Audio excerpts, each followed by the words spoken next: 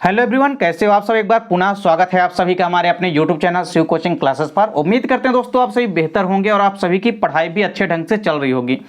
आज की इस वीडियो में हम देखेंगे डेवलपमेंट ऑफ मेल गैमेटोफाइट्स, यानी नर युग्मकोद्भिद का विकास कैसे होता है, वो हम आज की इस वीडियो में आपको बताने वाले हैं।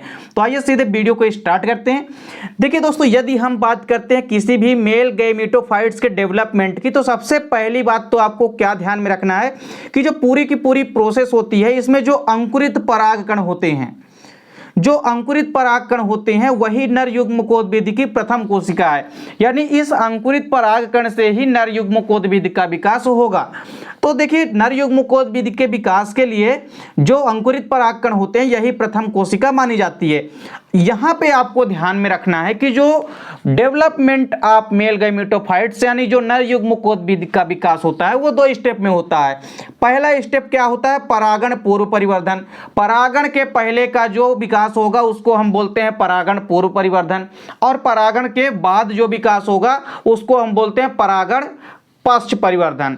तो यहाँ पे आपको ध्यान में रखना है कि जो नर युग्मकोद्भिद का विकास होता है वो 2 चरणों में होता है। पहला स्टेप क्या है? परागण पूर्व परिवर्धन। तो यहाँ पे भी कई सारे स्टेप हैं जो कि आपको देखना है। देखिए, सबसे पहले यदि हम बात करें किसी भी पॉलन ग्रैंड या पराग कणों की या लघु बीजाणु की, तो किसी भी पराग कण के अंदर एक स्पष्ट केंद्रक पाया जाता है यानी न्यूक्लियस पाया जाता है, और इसके चारों ओर कोशिका द्रव्य यानी साइटोप्लाज्म पाया जाता है, और इनमें कई सारी छोटी छोटी रिक्तिकाएं भी मौजूद होती है। अब देखिए, पहले स्टेप में क्या होगा, ये जो केंद्रक है ये थोड़ा ऊपर चला जाएगा और जो छोटी छोटी रिक्तिकाएं हैं ये आपस में मिलकर के एक बड़ी रिक्तिका का, बड़ी वैक्यूल का निर्माण कर लेंगे। अगले स्टेप में क्या होगा, यहाँ पे समसूत्री यानी कि माइटोसिस डिवीजन होने लगेगा, समसूत्री विभाजन होने लगेगा, और ये जो अगुणित केंद्रक है दोस्तों यहाँ पे ये 2 स्टेप में बदल जाएगा, यानी 2 केंद्रक में बदल जाएगा। तो एक केंद्रक से यहाँ पे समसूत्री विभाजन होगा। अब देखिए, आपको यहाँ पे ध्यान में रखना है कि जो समसूत्री विभाजन होता है वो 2 रूपों में होता है। देखिए, समसूत्री विभाजन में क्या होता है कि जो 2 बार विभाजन होता है। पहला विभाजन किसका होता है? केंद्रक का विभाजन होता है। पहला विभाजन किसका होता है? हमेशा आपको याद रखना है, केंद्रक का विभाजन होता है।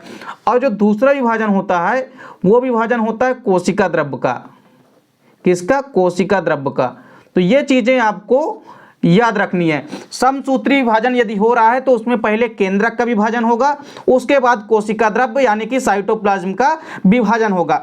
और एक चीज आपको याद रखना है, जो केंद्रक का विभाजन होता है तो केंद्रक का विभाजन क्या कहलाता है? कैरियोकाइनेसिस कहलाता है, और जो कोशिका द्रव्य का विभाजन होता है यह साइटोकाइनेसिस कहलाता है। क्या कहलाता है? कोशिका द्रव्य का विभाजन जो है यह साइटोकाइनेसिस कहलाता है, साइटोकाइनेसिस कहलाता है।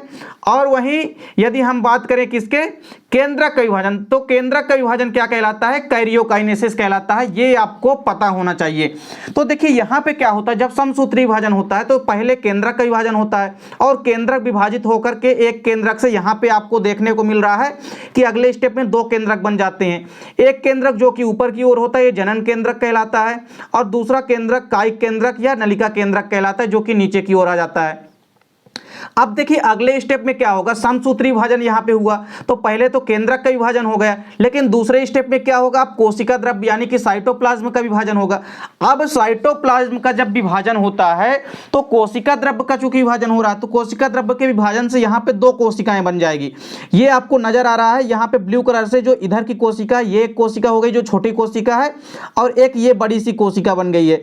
तो देखिए, यहाँ पे आपको ये चीज ध्यान में रखनी है कि जनन केंद्रक जो है किस कोशिका के अंदर हो जाते हैं? जनन कोशिका के अंदर। तो ये जो ऊपर वाली कोशिका बनी है ये जनन कोशिका कहलाती है, और जो ये नीचे वाली पूरी की पूरी कोशिका है ये कायिक कोशिका कहलाती है। तो कायिक कोशिका के अंदर जो केंद्रक है वो कायिक केंद्रक है, और जो जनन कोशिका के अंदर जो केंद्रक है वो क्या है? जनन केंद्रक है। और यहाँ पे आपको याद रखना है कि भित्ति निर्माण के समय यानी कोशिका बनते समय यहाँ पे एक परत का निर्माण होता है जिसको हम कैलोज परत कहते हैं। ये चीज आपको याद रखनी है। अब ये देखिए, चूंकि यहां पे जो है 2 कोशिका बन गई है यानी परागकण यहां पे 2 कोशिकीय हो गया है, इसलिए इस अवस्था को हम क्या बोलते हैं? 2 कोशिकीय परागकण कहते हैं। यानी इस परागकण को हम क्या बोलेंगे? यहां पे 2 कोशिकीय परागकण।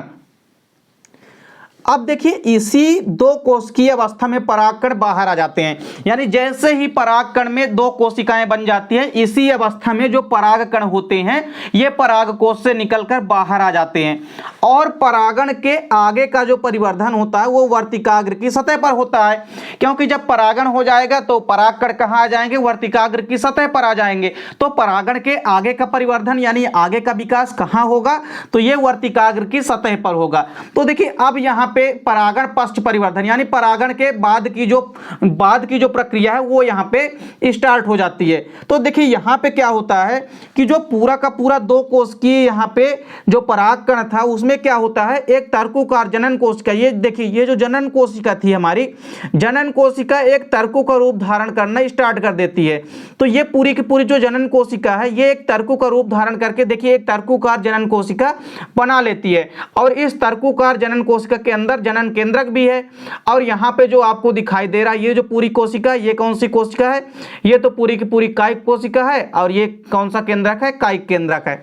अब देखिए अगले स्टेप में क्या होता है कि पराग नलिका का विकास भी धीरे धीरे यानी कि पोलन ट्यूब का विकास भी धीरे धीरे होने लगता है, जिससे क्या होता है कि जो कायिक केंद्रक होता है वो नीचे साइड आ जाता है। कायिक केंद्रक को हम नलिका केंद्रक भी कहते हैं। और कायिक केंद्रक के जस्ट ऊपर अब यहाँ पे देखिए क्या होता है, यहाँ पे जो केंद्रक होता है, यहाँ पे क्या होता है, जो केंद्रक होता है ये धीरे धीरे क्या होने लगता है, विभाजित होने लगता है।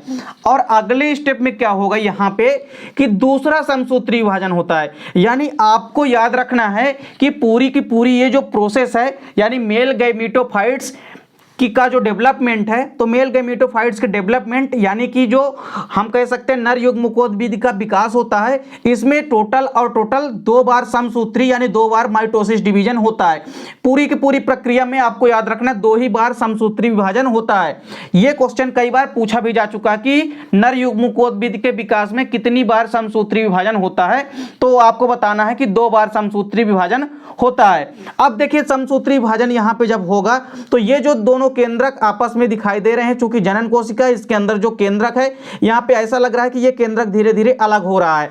अब देखिए समसूत्री जब विभाजन होगा यहाँ पे, तो यहाँ पे जो जनन कोशिका के अंदर जो केंद्रक हैं, जनन केंद्रक हैं, तो एक से यहाँ पे 2 जो है केंद्रक बन जाते हैं। तो यानी यहाँ पे आप ये कह सकते हो कि यहाँ पे 2 अचल नर युग्मक बन गए हैं। और अचल क्यों है, क्योंकि ये नर युग्मक अपने स्थान से स्वयं नहीं चल सकते, ये पराग नलिका के थ्रू ही नीचे पहुंचते हैं और आगे जाकर के बीजांड के अंदर होते हुए भ्रूण कोश में प्रवेश करते हैं। तो यहाँ पे आपको ध्यान में रखना है कि जब समसूत्री विभाजन होगा तो जनन केंद्रक जो है विभाजित होकर के 2 केंद्रक बना लिए यानी 2 युग्मकों का विकास कर लिए, और नीचे जो है कायिक कोशिका है। तो यहाँ पे आपको याद रखना है कि जो एक परिपक्व परागकण होता है उसमें 2 अचल नर युग्मक होते हैं और एक कायिक केंद्रक होता है, यानी 2 अचल केंद्रक होते हैं और यहाँ पे आपको ध्यान में रखना है कि एक कायिक केंद्रक होता है। लेकिन आपको यह चीज याद में रखनी है कि जैसे ही कायिक केंद्रक भ्रूण कोश के अंदर प्रवेश करता है, कायिक केंद्रक क्या हो जाता है, नष्ट हो जाता है, डिस्ट्रॉयड हो जाता है, और बचते हैं खाली कौन से, ये 2 नर युग्मक या 2 नर केंद्रक बचते हैं, जिसमें से एक थोड़ा छोटा होता है आकार में और एक थोड़ा आकार में बड़ा होता है। तो यहाँ पे आपको ध्यान में रखना है कि नर युग्मक में एक तो पहला नर युग्मक होता है और ये जो है ये दूसरा नर युग्मक कहलाता है। और आगे चल के जब निषेचन की क्रिया होती है तो वहां पे पहला वाला जो नर युग्मक है वो किससे मिलता है, अंड कोशिका से मिलता है, जो कि प्रक्रिया हम आगे आपको द्विनिषेचन के थ्रू बताएंगे। तो यहाँ पे दोस्तों आपको क्या देखना है कि जो नर युग्मकोद्भिद का विकास है, तो एक परिपक्व जो नर युग्मकोद्भिद होता है उसमें 2 अचल नर युग्मक या 2 अचल नर केंद्रक होते हैं और एक कायिक केंद्रक होता है। तो इन्हीं 3 नर युग्मकों के साथ जो है परागकण जो है कहां पहुंचता है, पराग नलिका के थ्रू जो है भ्रूण कोश में प्रवेश करते हैं। और भ्रूण कोश में जब प्रवेश करेंगे तो ये जो पूरा का पूरा यहाँ पे कायिक केंद्रक है ये क्या हो जाता है, नष्ट हो जाता है। तो यहाँ पे ये प्रक्रिया आपको समझ में आ गई होगी। एक बार पुनः आप देखिए इस प्रक्रिया को।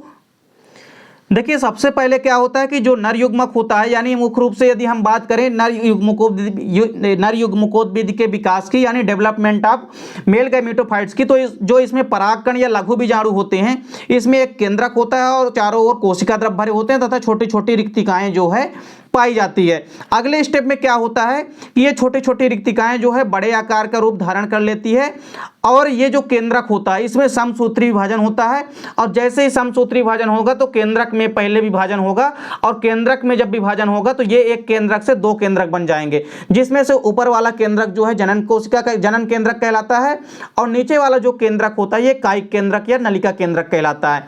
अब देखिए यहाँ पे क्या होता है अगले स्टेप में कि समसूत्री विभाजन में दो प्रकार से विभाजन होता है, पहले केंद्रक का विभाजन फिर उसके बाद कोशिका द्रव्य का विभाजन। तो यहाँ पे देखिए अब कोशिका द्रव्य का विभाजन होगा तो कोशिका द्रव्य के विभाजन के परिणाम स्वरूप दो कोशिकाएं बन जाएगी। नीचे वाली जो बड़ी कोशिका है वो कायिक कोशिका कहलाती है, ऊपर वाली जो कोशिका है वो जनन कोशिका कहलाती है। जनन कोशिका के अंदर जनन केंद्रक होता है और कायिक कोशिका के अंदर कायिक केंद्रक होता है और यहाँ पे एक परत का निर्माण हो जाता है जिस परत को हम बोलते हैं कैलोज परत।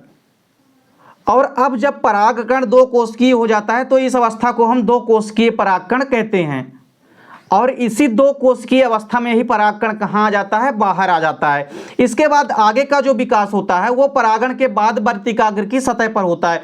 तो वर्तिकाग्र की सतह पर पहुंचने के बाद क्या होगा कि परागण के पश्च परिवर्धन जो है यानी परागण के बाद का विकास जो है शुरू हो जाएगा और जो पूरी की पूरी जनन कोशिका होती है ये तर्कुकार रूप धारण करना स्टार्ट कर देती है और ये एक तर्कुकार का रूप धारण कर लेती है और इसके अंदर जो है जनन केंद्रक मौजूद होता है। यानी जो जनन कोशिका थी ये एक तर्कुकार रूप धारण कर ली है और ये जो पूरी की पूरी कोशिका है बाहर वाली ये कौन सी कोशिका है, कायिक कोशिका है जिसके अंदर कायिक केंद्रक है।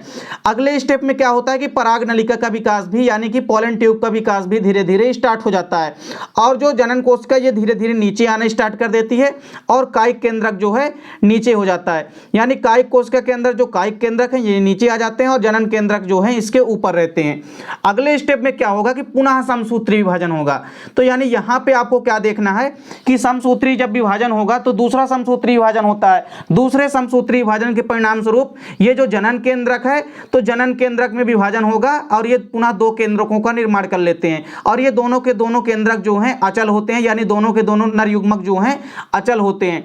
तो नीचे जो है कायिक केंद्रक होता है, इसके ऊपर जो है दो अचल नर युग्मक या दो अचल नर केंद्रक मौजूद होते हैं। इस प्रकार से एक परिपक्व या एक मैच्योर मेल गैमेटोफाइट्स का डेवलपमेंट हो जाता है यानी एक परिपक्व नर युग्मकोद्भिद का विकास हो जाता है। तो उम्मीद करता हूं दोस्तों वीडियो पसंद आई होगी। दोस्तों वीडियो अच्छी लगे तो लाइक और कमेंट कीजिएगा और यदि आप चैनल पे नए हैं तो चैनल को सब्सक्राइब अवश्य कर लें ताकि और नोटिफिकेशन अवश्य प्रेस कर लें ताकि वीडियो की नोटिफिकेशन आपको मिलती रहे। उम्मीद करता हूं दोस्तों वीडियो पसंद आई होगी। मिलते हैं दोस्तों नेक्स्ट वीडियो में, तब तक के लिए जय हिंद, वंदे मातरम।